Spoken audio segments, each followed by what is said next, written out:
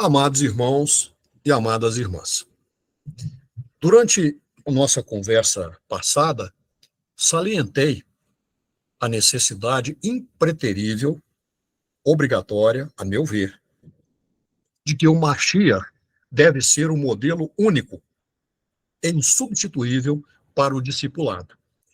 E, portanto, não nos compete nem devemos adotar padrões humanos para forjar discípulos. Ressaltei que é impossível sermos discípulos e discípulas se tivermos nascido de novo e se não estivermos transitando pelo processo de redenção, o qual se cumpre mediante 8 estágios. Só repetindo, para que a gente se posicione: expiação, libertação, regeneração, justificação, reconciliação, adoção, santificação e glorificação. Porém, antes de nós adentrarmos o tema de hoje, gostaria de abrir um parêntese para fazer alguns comentários diretamente relacionados à expiação, comentários esses baseados em versos registrados em Mateus 27, Marcos 15, e também Lucas 23 e João 19. Do que estamos falando? Vocês vão localizar imediatamente. Leamos algumas dessas passagens. Primeiro, Mateus 27, 50 a 52. Então, Jesus clamou em alta voz, novamente, e entregou seu espírito. Naquele momento, a cortina do santuário do templo rasgou-se em 2 partes, de cima até embaixo. A terra estremeceu, rochas partiram-se, e sepulturas abriram-se. Muitos do povo santo que haviam morrido foram ressuscitados. Marcos 15, 37 e 38, falando desses eventos também. Então, Jesus clamou em alta voz e deu o último suspiro. A cortina do santuário do templo rasgou-se em 2 partes, de cima até embaixo. Por que abrir esse parêntese?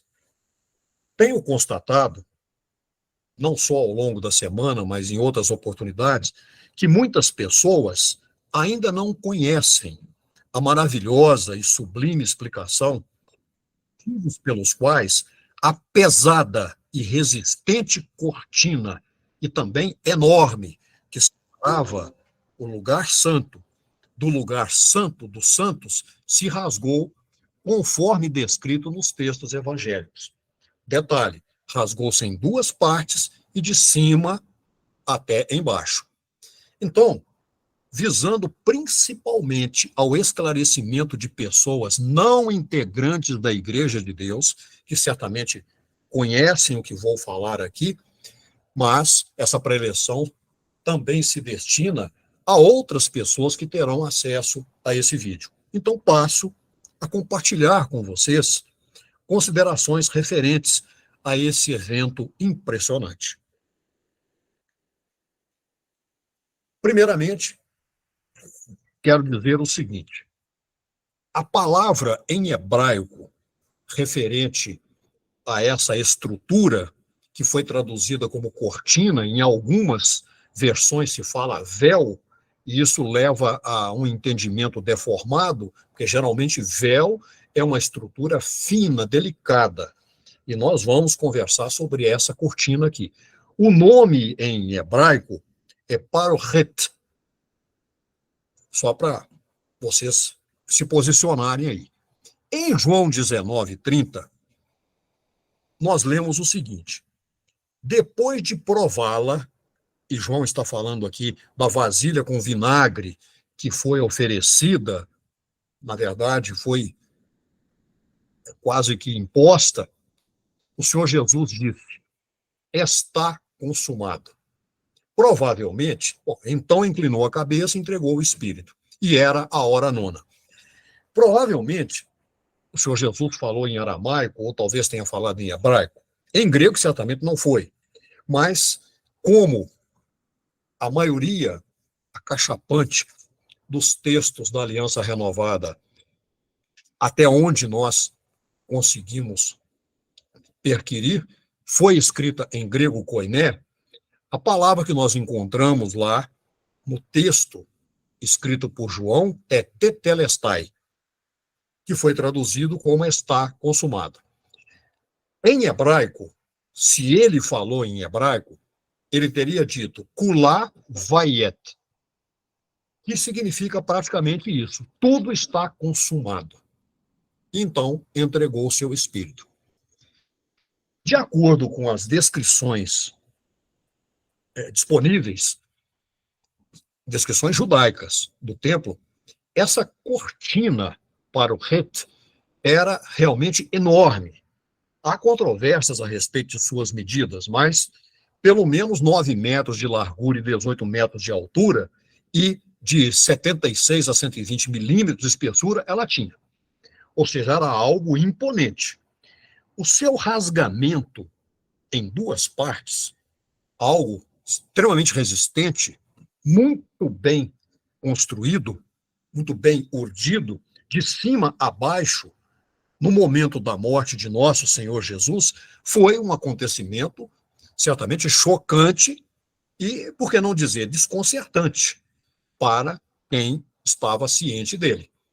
As pessoas que lá estavam tinham todo o direito de perguntar: como podia o Altíssimo Deus permitir que tal coisa ocorresse no seu templo, no lugar mais exclusivo e privativo do templo? Aí eu respondo para vocês que, na verdade, o sempiterno, todo-poderoso Iá não estava, com relação a essa rasgadura, em posição apenas de acompanhamento, ou seja, simplesmente permitindo ou não o evento. Na verdade, ele rasgou o véu deliberadamente para provar seu desígnio, o seu plano perfeito, eterno, de redenção e nova criação, de que nossos pecados que nos tinham separado dele, e nós encontramos isso numa passagem que vai ser lida daqui a pouco, Isaías 59, podiam ser agora perdoados pelo sangue santo e precioso, sumamente precioso, derramado de nosso Senhor Jesus Hamashiach.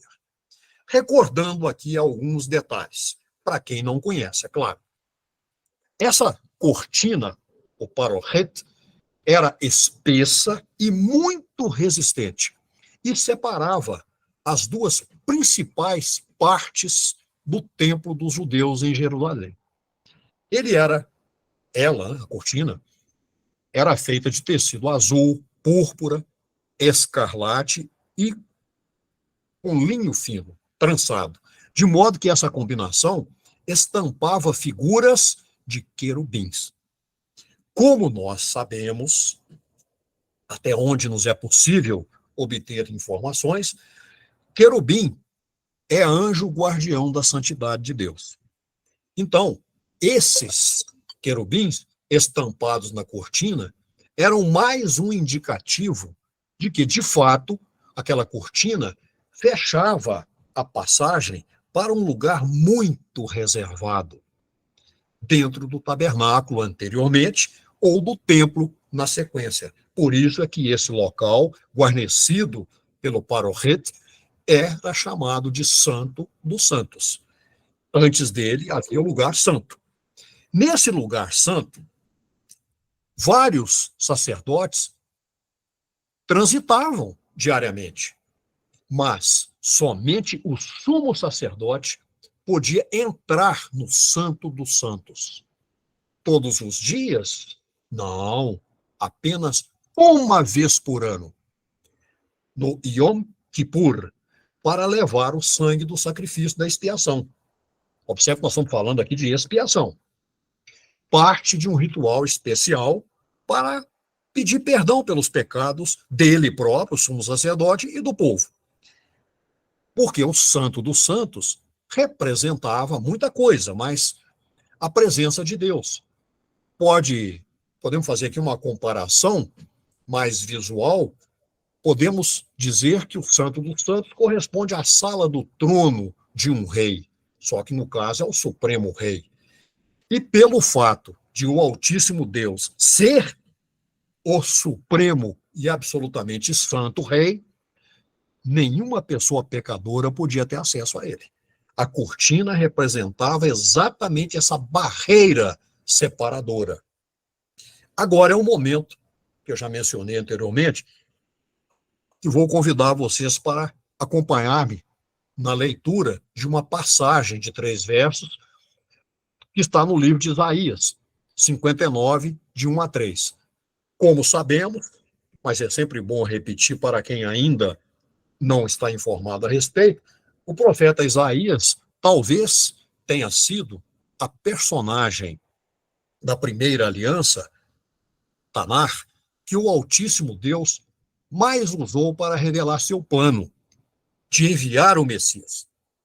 Então, lá em Isaías 59, 1 a 3, o profeta descreveu a separação causada pelo pecado. Vamos ler as palavras escritas por Isaías. Eis que a mão de Iá não está encolhida, para que não possa salvar, nem surdo seu ouvido para não poder ouvir. Mas vossas iniquidades fazem separação entre vós e vosso Deus, e vossos pecados encobrem esse seu aí é o rosto de Deus, seu rosto de vós, para que não vos ouça, porque vossas mãos estão contaminadas de sangue, e vossos dedos de iniquidade.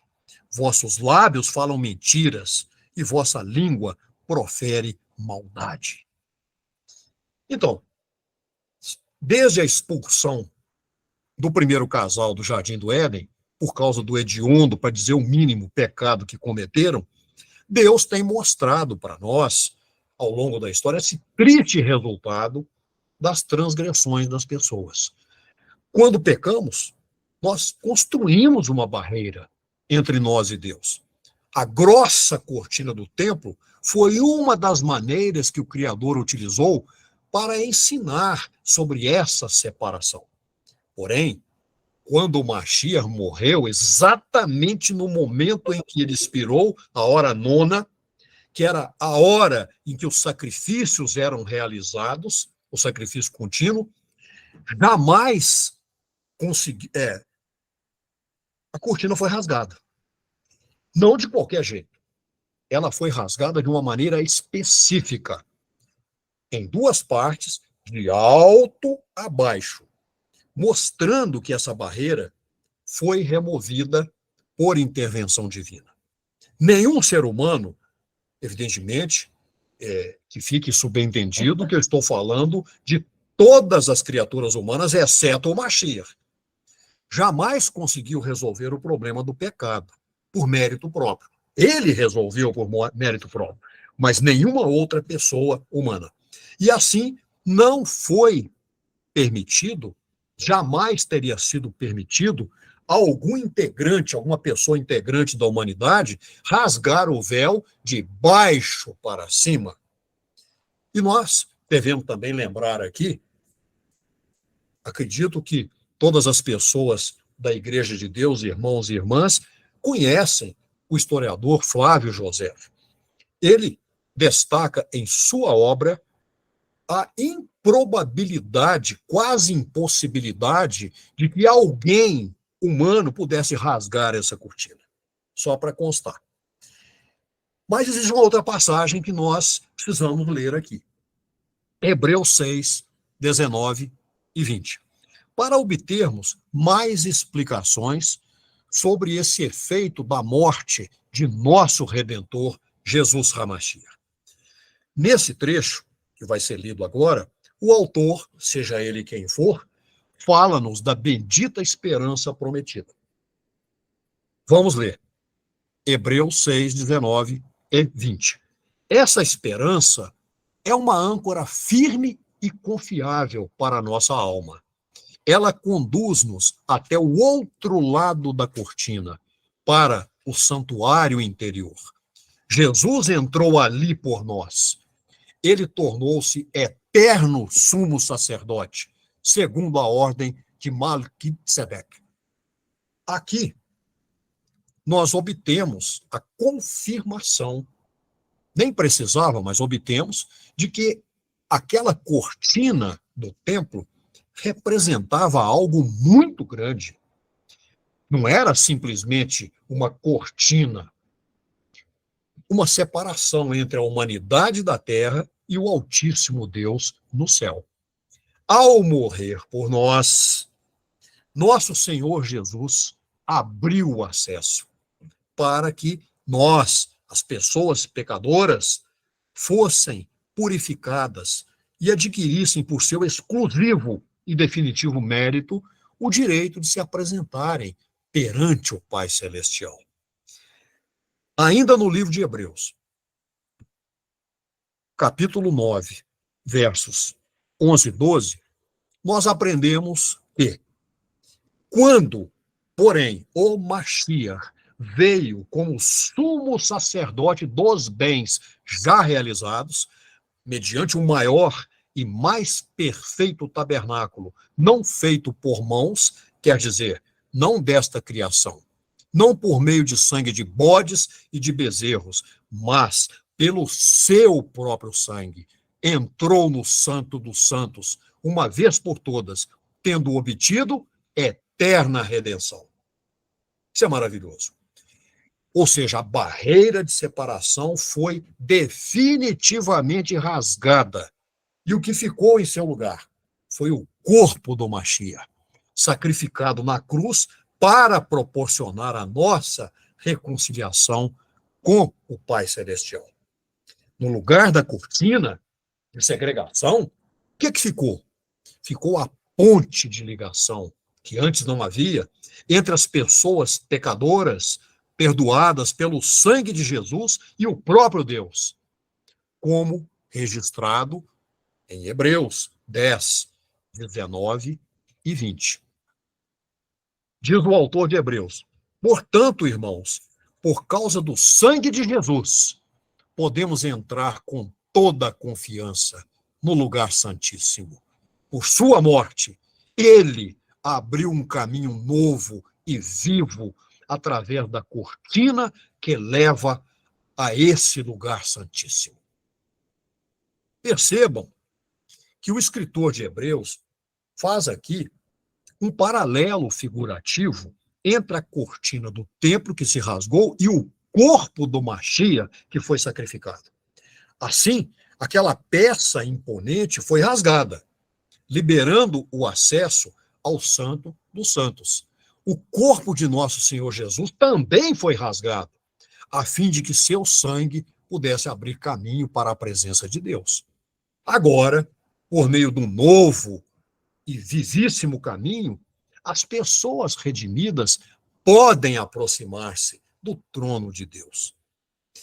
Bom, eu fecharia o parêntese aqui nesse momento, mas eu gostaria, a título de curiosidade, também comentar algo com vocês. O importante que eu queria dizer era essa correlação aí. Mas eu queria dividir uma observação a respeito dessa rasgadura da cortina do templo. Segundo a narrativa bíblica, a Arca da Aliança desapareceu quando o templo em Jerusalém foi destruído pelos caldeus, liderados por Nebuchadnezzar, ou Nabucodonosor em português, por volta de 586 antes do Mashiach. Ou seja, uma vez rasgada essa cortina, o local que havia sido, porque sem a Arca da Aliança, nós não podemos dizer que aquele lugar continuava santíssimo. O lugar que havia sido o Santo dos Santos foi exposto à vista de todas as pessoas e foi desnudada a mentira que era praticada no templo. Porque sem a Arca da Aliança, a glória do Altíssimo Deus não mais se manifestava ali.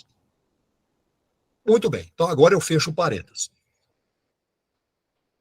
E vamos prosseguir, já entrando praticamente na conversa propriamente dita. Se nós nos recordarmos do que conversamos na Santa Convocação Pretérita, vocês certamente se lembrarão de que foram propostas duas perguntas para que nós as elucidássemos aqui hoje. Primeira pergunta. Conforme a Bíblia, quantas vezes nosso Senhor Jesus Hamashia sangrou durante a vida? Segunda pergunta. Qual foi o significado espiritual desses sangramentos de nosso Salvador? Hoje, nós vamos iniciar a análise das partes de nosso Senhor Jesus que sangraram, pois tudo teve um grande significado espiritual no bojo da execução do mandato, que ele recebeu de seu Pai, nosso Pai Celestial. Primeira vez que o Senhor Jesus sangrou, no momento da aliança da circuncisão. Leiamos Lucas 2, 21, 22. E quando os 8 dias foram cumpridos para circuncidar o menino, foi-lhe dado o nome de Jesus, que pelo anjo lhe fora posto antes de ser concebido. E, cumprindo-se os dias da purificação dele, segundo a lei, levaram-no a Jerusalém para ser apresentado a Iá. Embora não esteja o nome de Deus escrito lá, porque ele foi removido, mas deveria ser o nome dele. Bom, então, o que foi exatamente isso? Essa aliança da circuncisão, em hebraico, se chamava Brit Milá, ou seja, aliança do corte. A circuncisão de Jesus, realizada conforme a lei, quando ele tinha apenas 8 dias de vida, é um evento significativo que está vinculado não só à primeira aliança lá atrás, mas à aliança do novo pacto. Por quê?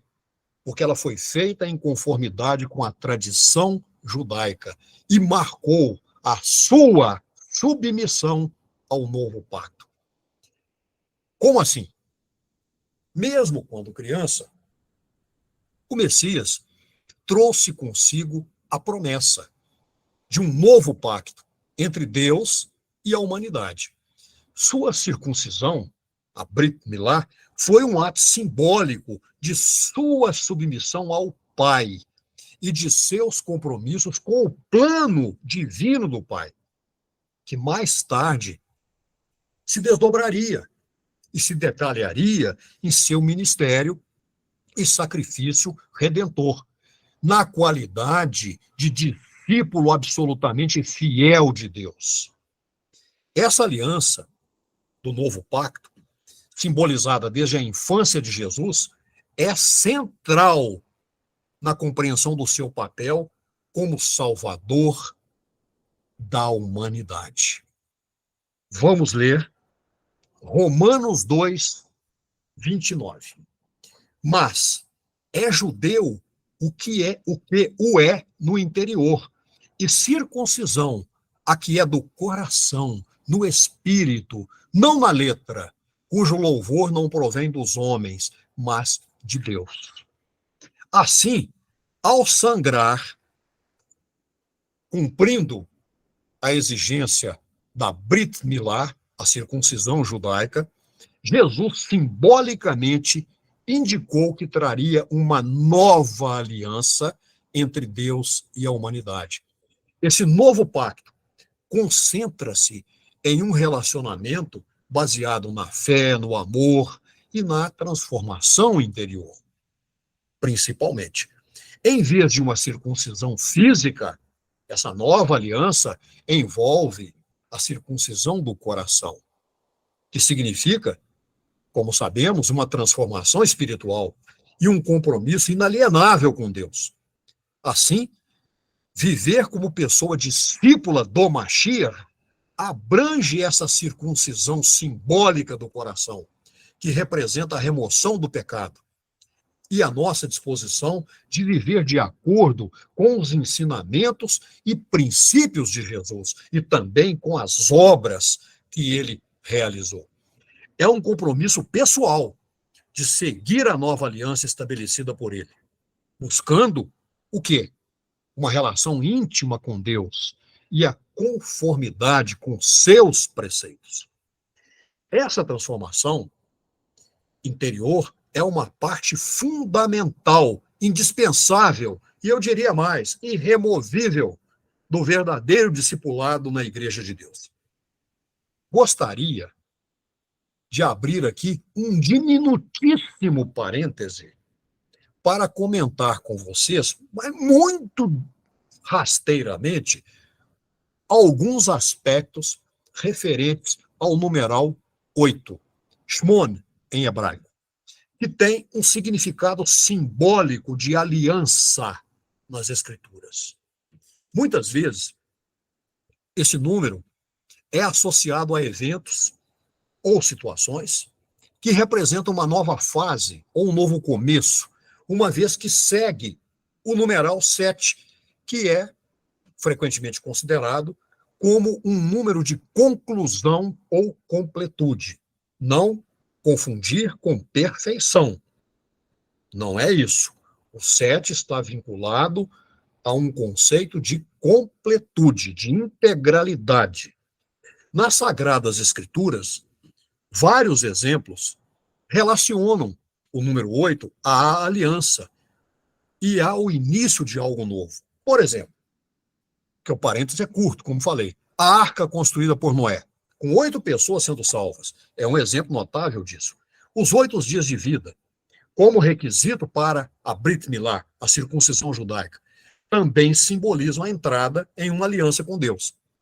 Então, esses padrões simbólicos demonstram como os números têm significados implícitos profundos nas Escrituras e são usados para transmitir mensagens espirituais de alta relevância.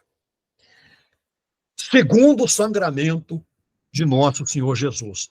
Desculpem-me, mas vou falar uma palavra estranha aqui. Hematidrose. Eduardo. Oi. 2 minutos. 2 minutos. Muito bem. Então, repetindo esse palavrório aí. Hematidrose. Bom, vocês vão entender. A segunda parte pela qual o Senhor Jesus derramou sangue foi sua pele, por meio do suor, antes de ser crucificado.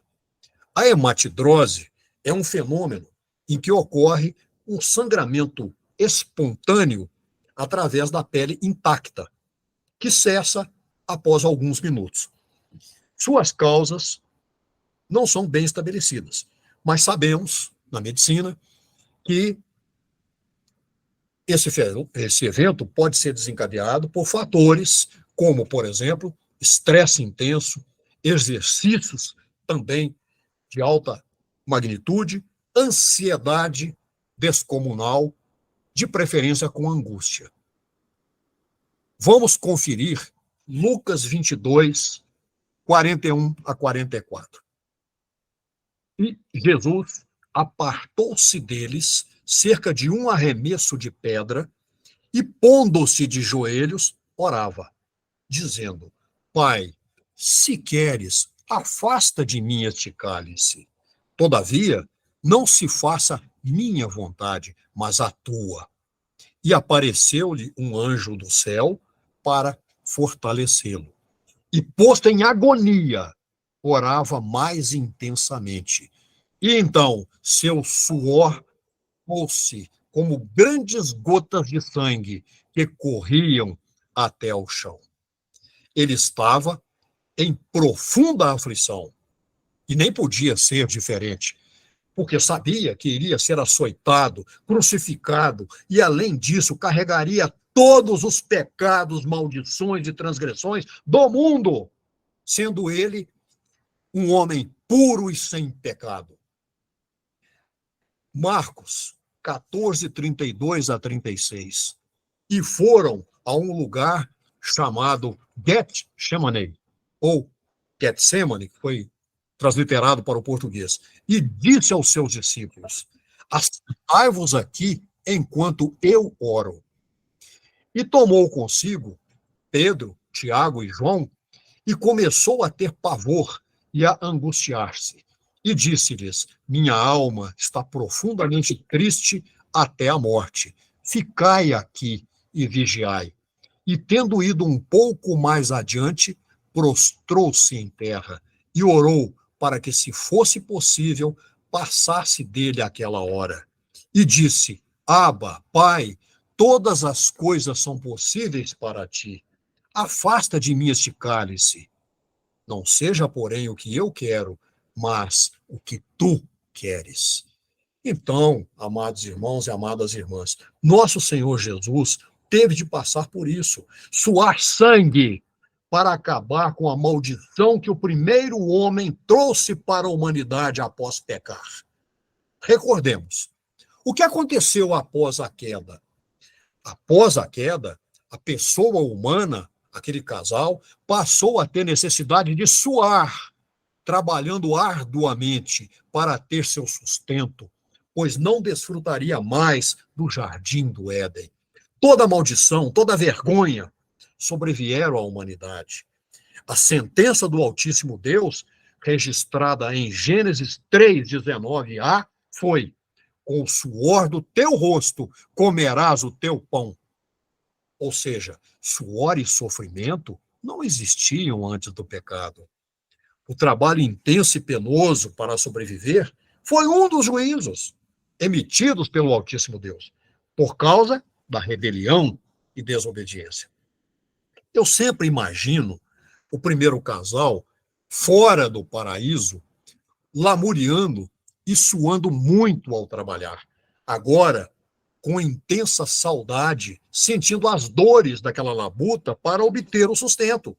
Provavelmente, lembravam-se constantemente da glória vivida no Jardim do Éden. Quanta culpa, quanta acusação deve ter assolado suas almas. Isso eu estou elucubrando, é por minha conta e risco. Mas voltando ao Senhor Jesus, ele suou gotas de sangue para expiar a humanidade do martírio da pobreza terrena. No Getsemane, o gotejar miraculoso de seu sangue trazia-nos de volta as abundantes riquezas da sua glória. Com esse suor sanguinolento, ele tira a maldição e exclui a pobreza da iniquidade. Vamos a 2 Coríntios 8:9. Pois conheceis a graça de nosso Senhor Jesus Hamashia, que, sendo rico, se fez pobre por amor de vós, para que, pela sua pobreza, vos tornasseis ricos. A pessoa verdadeira discípula do Machia vive uma vida abundante, com prosperidade em todos os sentidos. O apóstolo Paulo, inspirado pelo Santo Espírito de Deus, declarou em Efésios 1:3: bendito o Deus e Pai de nosso Senhor Jesus Hamashiach, que nos tem abençoado com toda a sorte de bênçãos espirituais nas regiões celestiais no Mashiach. E assim, amados irmãos e amadas irmãs, digo, termino a fala de hoje, porque fui alertado que o tempo se esgotou, e digo amém, amém.